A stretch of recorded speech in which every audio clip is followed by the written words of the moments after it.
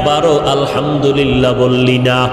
আজান হইল শুনলি আসসালাতু খায়রুম মিনান নাওম, এরপরেও মসজিদে আসলি না, বিছানায় বসে বসে পার্শ্ব পরিবর্তন করলি, এরপরেও মসজিদে গিয়া 4 রাকাত নামাজ পড়লি না।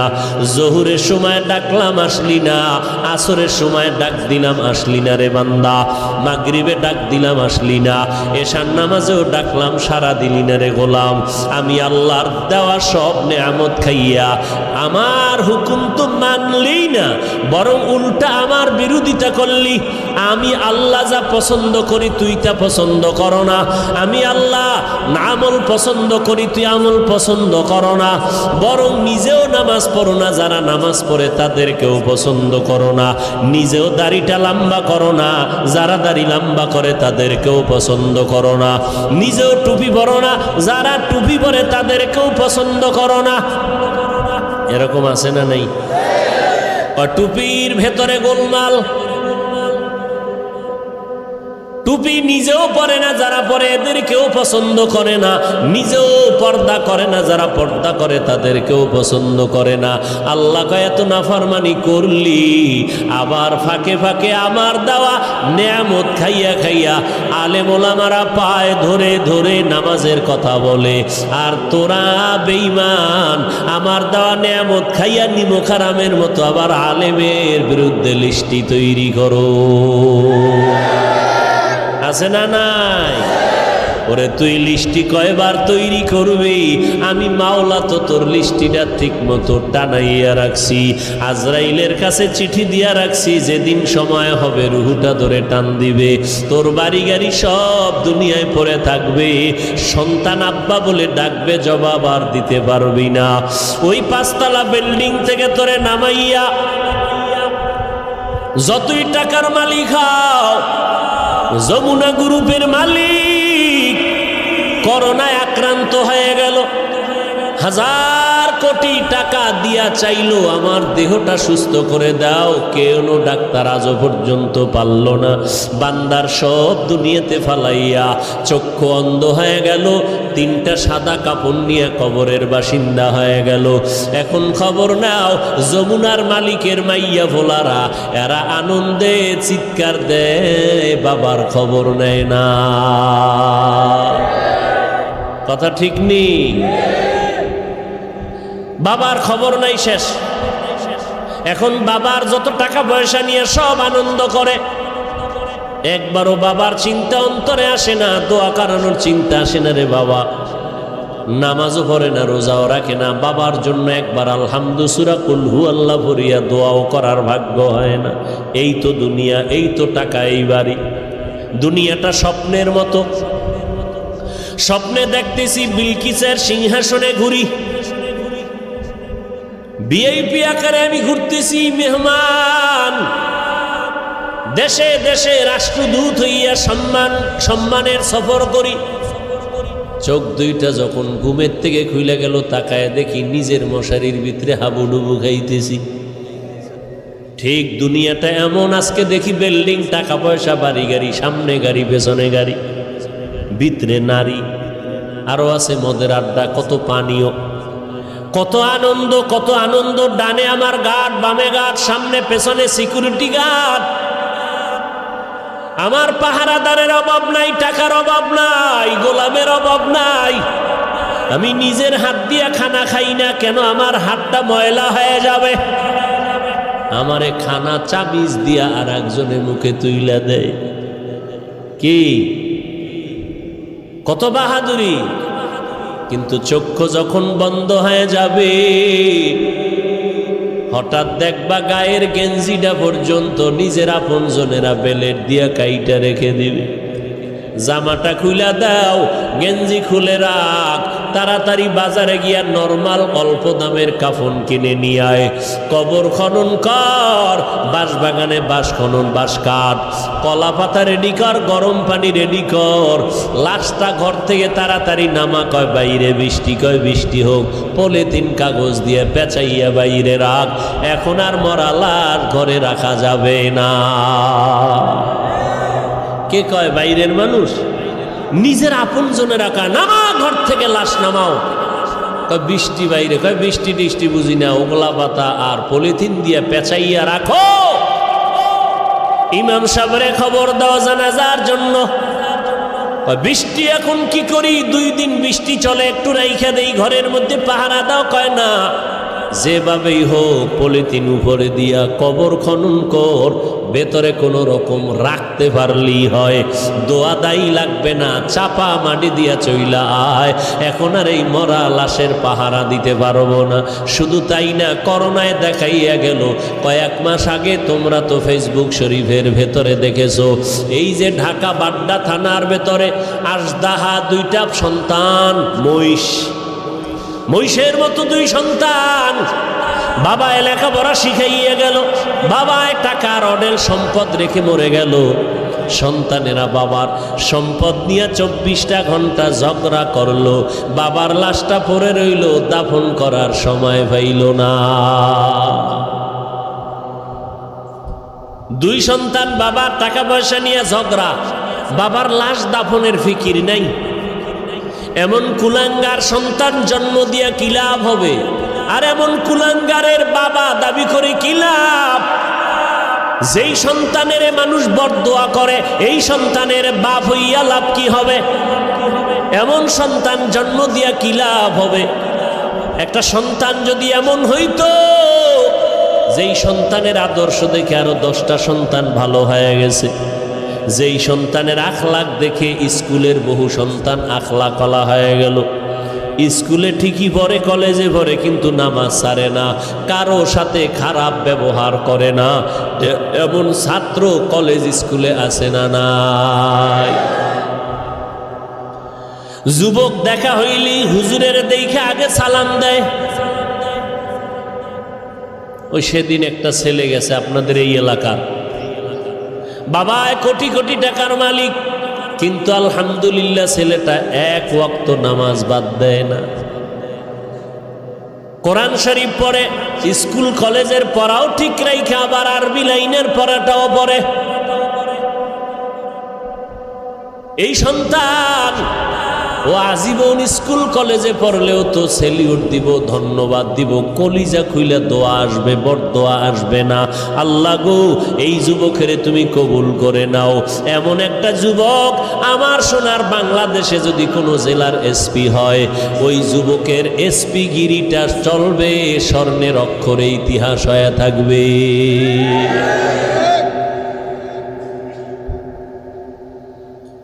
আল্লাহ পাক বলেন, আমি মুমিনদের চাই বিনা হিসাবে জান্নাত দিতে, কারণ একটা সেকেন্ড হাসরের মাঠে দাঁড়ানোর ক্ষমতা কারো হবে না।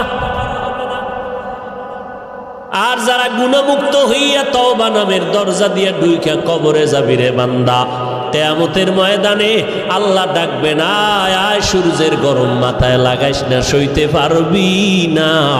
আমি আল্লাহর ডাইন পার্শ্বে নূরের তৈরি আরশে আজিম, ওই আরশে আজিমের ছায়ায় গিয়ে তোরা আশ্রয় নে।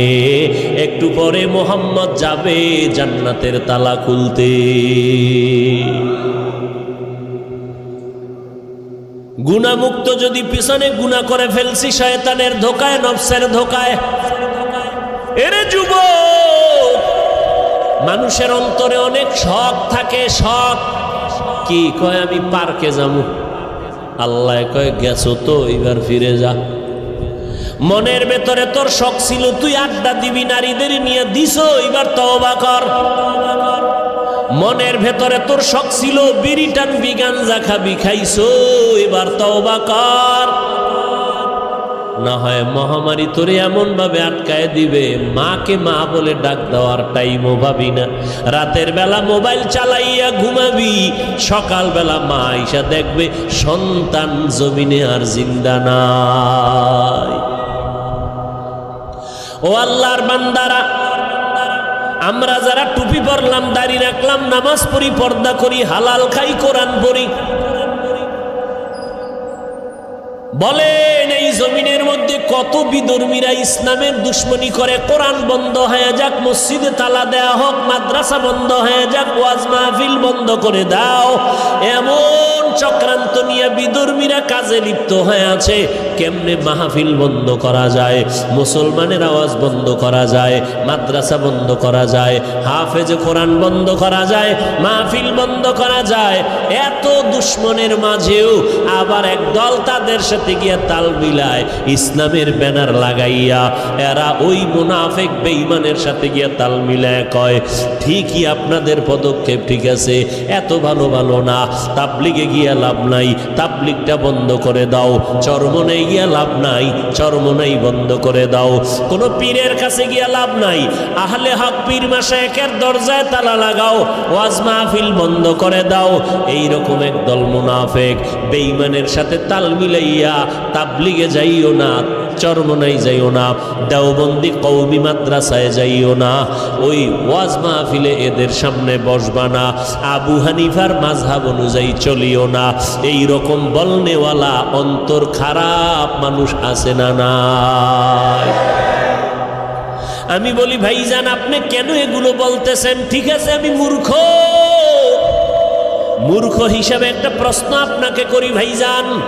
আপনার কথা আমি 1 মিনিট মেনে নিলাম, চরমনাই যাব না, উজানি যাব না, বাহাদুরপুর যাব না, নানুপুর যাব না, আহলে হক কোনো পীরের কাছে যাব না, দেওবন্দে যাব না, কওমি মাদ্রাসায় যাব না, তাবলিগে যাব না। খবরদার, আপনার কথা 1 মিনিটের জন্য মেনে নিলাম। এইবার আমার মূর্খ হিসাবে আপনার কাছে দাবি, বলেন এই এই এই এই ঠিকানায় যাব না, তাহলে আমার তো আল্লাহ দরকার, আমার তো নবী দরকার, আমার তো মোনাজাতে কান্না দরকার, আমি গুনাহ থেকে মুক্ত হওয়া দরকার, আমি তো আমার হাতটাকে পবিত্র বানানো দরকার, আমি তো সুন্নাতওয়ালা পোশাক পরা দরকার।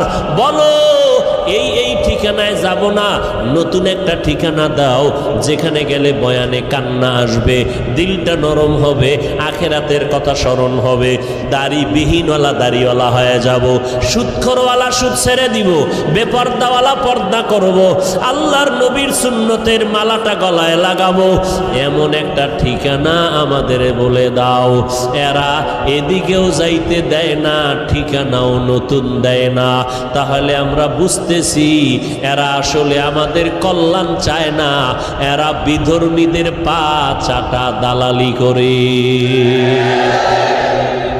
এই যুবকেরা, সহজ কথা না বুঝলে আর কেমনে বুঝাবো?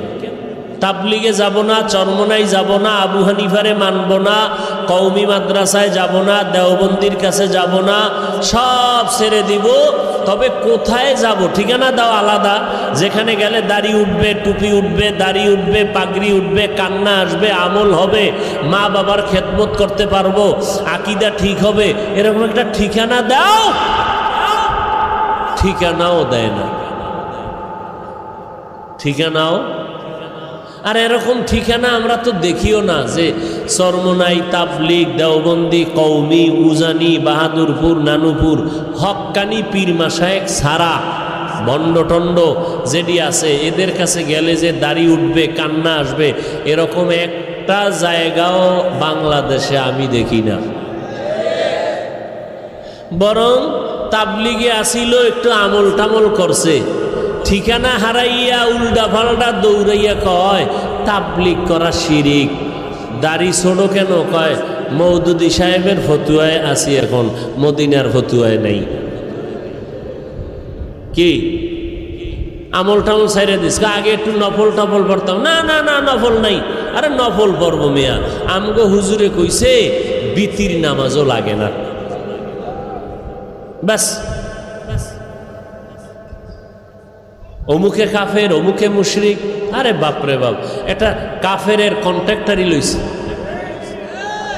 আছে না নাই? কাফের কইতে জিব্বায় মোটেও বেরেক নাই। এগুলো কেন?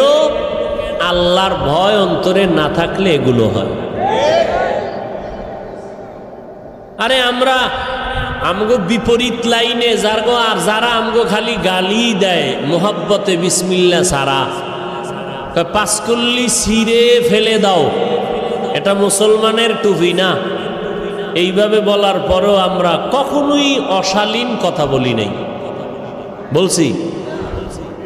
অথচ আমাদের বড় বড় ব্যক্তি যারা বুজুর্গ, এদের নাম নিয়ে নিয়ে আহা কি বলবো, আল্লাহ হেদায়াত দান করুন। সব ভেজাল থেকে মুক্ত হওয়ার একটাই মাত্র পথ। কি পথ? গেছে, ভুলে গেছে কি? তওবা করে আবার তওবা ভাঙ্গিলাম, অবশেষে খাঁটি তওবা করিলাম, অবশেষে খাঁটি তওবা করিলাম। সকলেরই দরজা হইতে ফিরিয়া আপনারও দরজায় রইলাম পড়িয়া। আপনি যদি মাফ না করেন বান্দারে, বলে না আপনার বান্দা যাবে কার দ্বারে। আল্লাহ বলেন, বান্দা তওবা ভঙ্গ করেছ, আবার কর, আবার কর, আবার কর। কারণ আমি তওবাকারীকে কেমন ভালোবাসি জানো নি রে বান্দা? আমি আল্লাহ তওবা করনেওয়ালারে এত মোহাব্বত করি, গুনাহ করাটা এত মারাত্মক না, তওবা না করাটা যেমন মারাত্মক। আমি আল্লাহ পাক তওবার দরজা খুলে ডাকতে থাকি, ও বান্দা কি পরিমাণ গুনাহ করছো, আয় ক্ষমা চা, পাহাড় পরিমাণ এখনই মাফ করে দিব। কারণ এটা আমার স্পেশাল পাওয়ার। আমি আল্লাহ তোরে এতটাই মোহাব্বত করি, তওবা করবি। আমি আল্লাহর মোহাব্বত নিয়া জাহান্নামের ভয়, 2 ফোঁটা চোখের পানি ছেড়ে যদি তওবা করো, চোখের পানিটা গালের নিচে যাওয়ার আগে সব গুনাহগুলো মাফ করে দিব। ও আল্লাহর বান্দা, যুবক ভাইরা, বৃদ্ধ বাবাজিরা, পর্দার আড়ালের মা বোনেরা, আজ আমরা টুপি মাথায় দিলাম, আল্লাহকে দেখি নাই, নবীরে দেখি নাই, কোরআন পড়ে দেখলাম, হাদিস পড়ে দেখলাম, আজও পর্যন্ত কোরআনের একটা ভুল কেউ বের করতে পারে নাই, পারল নি। বরং বহু বেঈমান কোরআনের ভুল বের করতে গিয়া নিজেরা কালেমা পড়ে মুসলমান হয়ে গেল। ও যুবক আল্লাহর গোলাম, আজকে চোখের সামনে তাকাইয়া যদি দেখো আমরা নবীর তরিকা মতো চলতে গিয়া না খাইয়া কেউ মরে যাই নাই। এত মহামারী করোনা গেল, কতজনার চাকরি নাই, কতজনার ব্যবসা নাই, কিন্তু কোনো কোরআনওয়ালা না খাইয়া মরে না। কাদের কুদরত দারি বার কামাল, আন্তা রব্বি আন্তা হাসবি জুল জালাল, তুহি কাদের জলিলুল্লাহ জাহাদার, মহর হালে তুহি মেরা নেগাহদার। আল্লাহ পাক রব্বুল আলামিন বলেন, এই কোরআনে কোনো ভুল নাই, চ্যালেঞ্জ দিয়ে দিলাম। ও যুবক, আজকে তুমি মনে মনে ভাবতেছো টুপি মাথায় দিলে মাথা গরম, দাড়ি লম্বা করলে যৌবনের ভাব চলে যাবে। ও আল্লাহর গোলাম, এত চিন্তা তো আমগো মাথায় ছিল। টুপি মাথায় দিলে মনে হয় স্বাধীনতা থাকবে না, না খাইয়া মরব না। ও যুবক ভাই, আপনারা যারা নামাজ পড়েন না, দাড়ি রাখেন না, পর্দা করেন না, হালাল খান না, নবীর তরিকা মানেন না, আপনারাও 3 বেলা খান, আমরা কোরআনওয়ালারাও 3 বেলা খাই, নাকি না খাইয়া থাকি? আপনারাও ঘুমান, আমরাও ঘুমাই, আপনারাও ব্যবসা করেন, আমরাও ব্যবসা করি, আপনারাও চাকরি করেন, আমরাও চাকরি করি, আপনারাও দেশ বিদেশ সফর করেন, আমরাও। তাহলে আমরা টুপি আর দাড়ির কারণে ঠগলাম কই? হ্যাঁ, বরং সম্মান তো আলহামদুলিল্লাহ 1000 কোটি গুণ আপনাদের তুলনায় কোরআনওয়ালাদের বেশি না কম? চেয়ারম্যান সাহেব বলেই সালামু আলাইকুম হুজুর দোয়া করবেন। নির্বাচনের আগে ইমাম খতিব সাহেবের কাছে গিয়া কয় হুজুর দোয়া করবেন, নির্বাচনে দাঁড়াইলাম। এমপি সাহেব দেখা হইলে দোয়া করবেন সালামু আলাইকুম। মন্ত্রী মহোদয় দেখা হলে হুজুর দোয়া করবেন। এইভাবে অসুস্থ রোগী হসপিটালে কান্না করে, সন্তানেরা দৌড়ায় হুজুর দোয়া করবেন। এক খতম কোরআন পড়েন। ও আল্লাহর বান্দারা, আজকে ধুলা দিয়া চোখের মধ্যে বাজে কথা বলে, হুজুরেরা ভিক্ষা করে খায়। খোদার কসম, হুজুরেরা ভিক্ষা করে খায় না, বরং মানুষের অন্তরে আল্লাহ এই পরিমাণ মোহাব্বত বাড়ায় দিলেন, মানুষগুলো কলিজা দিয়া হুজুরদের মোহাব্বত করে।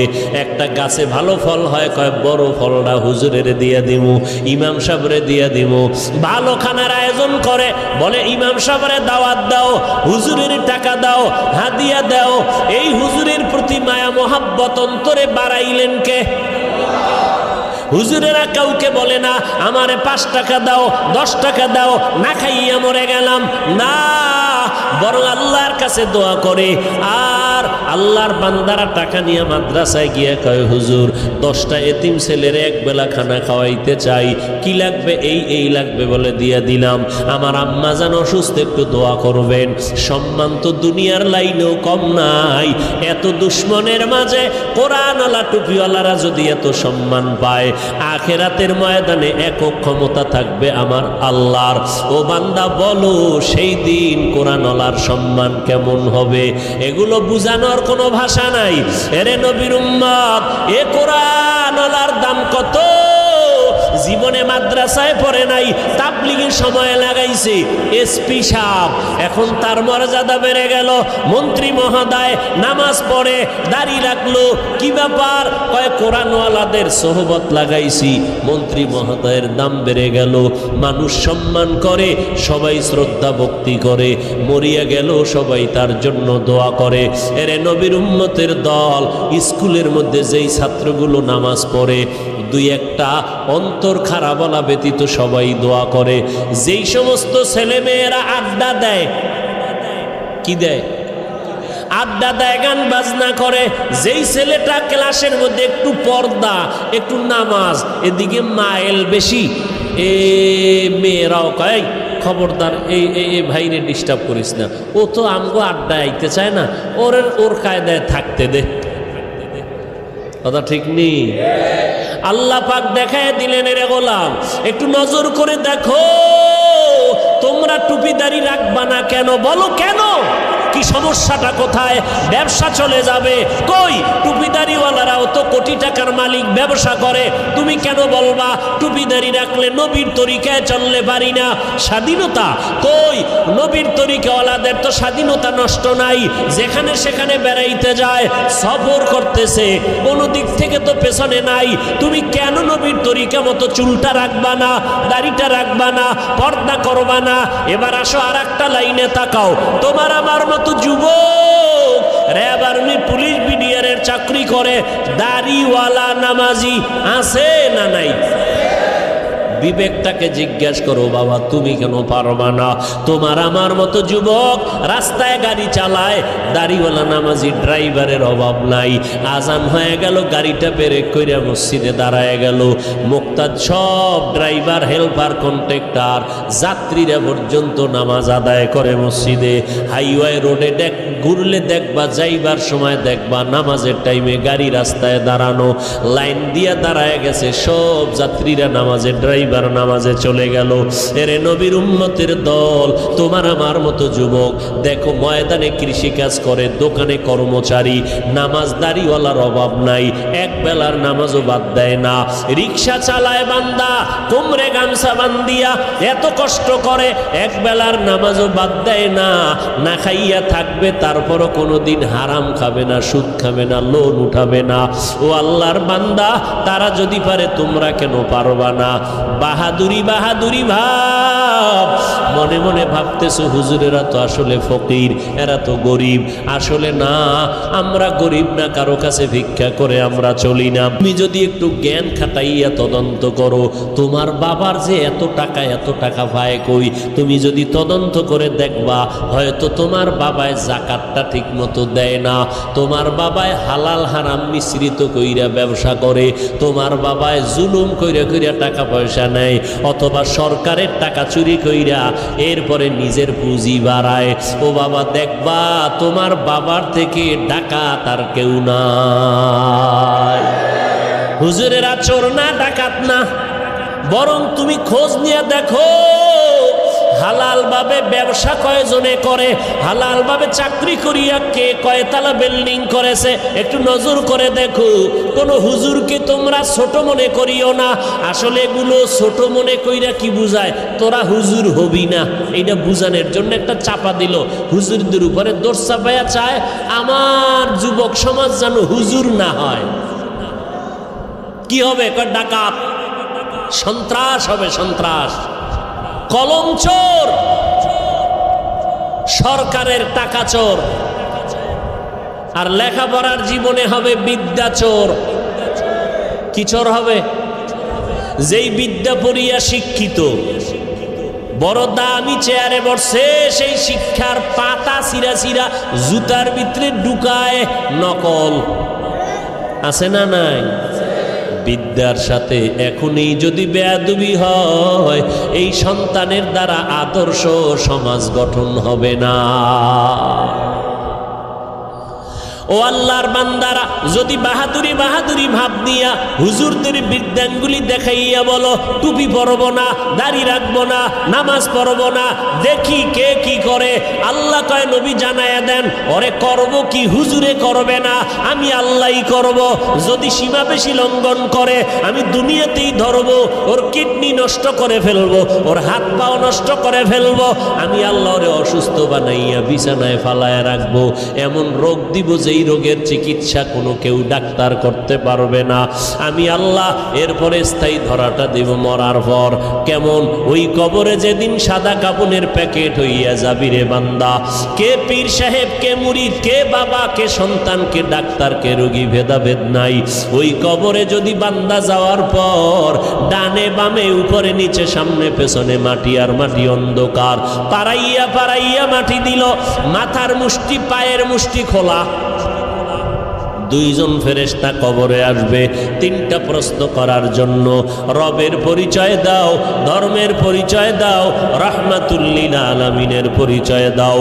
ওরে দুনিয়াতে যারা বিদ্যাঙ্গুলি দেখাইছো আর বাহাদুরি করে বলছো আমরা টুপি পরব না, নামাজ পড়ব না, ওলামায়ে কেরামের কথা মানব না, বরং বিরোধিতা করব, নবীর তরিকায় চলব না, আল্লাহর হুকুম মতে কোরআন পড়ব না, নবীর আদর্শের সুন্নতের জবাই করব। এরা এই অবস্থায় যদি কবরে যাও, ওই তিনটা প্রশ্নের জবাব দিতে কেউ পারবে না। নবী বলেন তাৎক্ষণিকভাবে আমার আল্লাহ রাগান্বিত হইয়া ফেরেশতাকে বলবে, ও কবরের ফেরেশতা, এই নাফরমানের আর সুযোগ দিও না, এখনই কবরে জাহান্নামের বিছানাটা বিছাইয়া দাও, জাহান্নামের সাথে একটা রাস্তা বানাইয়া দাও। কবরে জাহান্নামের আগুন একটা না দুইটা না 70 থেকে 99টা সাপ কবরে এসে ভরে যাবে। আমার আল্লাহ রাগান্বিত হইয়া কুদরতের আওয়াজ দিয়া বলবেন, ও কবরের মাটি, এই গুনাহগার নাফরমানের দুই পার্শ্ব থেকে জোরে জোরে চাপ দাও। এত জোরে কবরের মাটি দুই পার্শ্ব থেকে চাপ দিবে। নবী বলেন এক পার্শ্বের পাজরের হাড় আর এক পার্শ্বে পাজরের ভেতরে ঢুকে যাবে। ও আল্লাহর বান্দা, এইরকম আযাব একদিন আর দুদিন না, কিয়ামতের সিংহায় ফুৎকার দেওয়া পর্যন্ত কবরে হতে থাকবে। ওই কবরের আযাব এত ভয়ঙ্কর, এত মারাত্মক, জান্নাতি সাহাবী 10 জনের মধ্যে একজন হযরত ওসমান রাদিয়াল্লাহু তাআলা আনহু কবরের কিনারা দিয়ে গেলেই হাউ মাউ করে চিল্লাইয়া কান্না করতেন। জান্নাতি সাহাবী ওসমান কবরের কিনারা দিয়ে গেলে কান্দেন কেন? ওসমান বলে, মরণের পর কবর হলো প্রথম ঘাঁটি, যদি আমি ধরা খাইয়া যাই আমার উপায় নাই, ওই ভয়ে আমি চোখের পানি ধরে রাখতে পারি না, কবরের আযাবের ভয়ে। আল্লাহর নবী বলেন, কবরের আযাব এতটা ভয়ঙ্কর, সমস্ত মাখলুকতেরা দেখতে পায়, শুনতে পায়, আর মানুষ আর জিনেরা শুনবে না, দেখবে না। এই জন্য দেখা যায় কত গুনাহগারের কবরের পাশে গরুর গোয়াল ঘর, লাশটা দাফন করে সবাই চলে গেল, সকালবেলা ওইটা দেখে গরু একটাও গোয়াল ঘরে নাই। একটা গরু পেঁচাইয়া জায়গায় মরে গেল, আবার কিছু গরু রশি সিরিয়া পালাইয়া গেল। আবার অনেক সময় দেখবেন কবরস্থানের দিকে তাকাইয়া কুকুর ঘেউ ঘেউ করে চিল্লায়, কারণ ওরা কবরের আযাব দেখতে পায়, শুনতে পায়, কবরের আযাব সহ্য করতে পারে না রে বাবা। আল্লাহর কাছে তওবা করো, যার কপালে হেদায়াত আছে আল্লাহ তার এই ময়দান থেকে হেদায়াত দিয়ে দিবেন, চোখে পানি আসবে। আর যার কপাল বড় খারাপ, গুনার কারণে দিলটা এত পরিমাণ পাথরের মতো শক্ত, দিল নরম হয় না, চোখেও পানি আসে না রে বাবা। মা বাবার বেয়াদবি, ওলামায়ে কেরামের বরদোয়া লেগেছে কপালে, এখনো সময় আছে রে বাবা, মাওলার কাছে তওবা করে নাও। মরণ তো একবার হবে, হায়াতের মালিক আল্লাহ, ইজ্জতের মালিক আল্লাহ, রিজিকের মালিক আমার আল্লাহ। অতএব আমি ডাক্তারি পড়ি, ইঞ্জিনিয়ারিং পড়ি, চাকরি করি, ব্যবসা করি,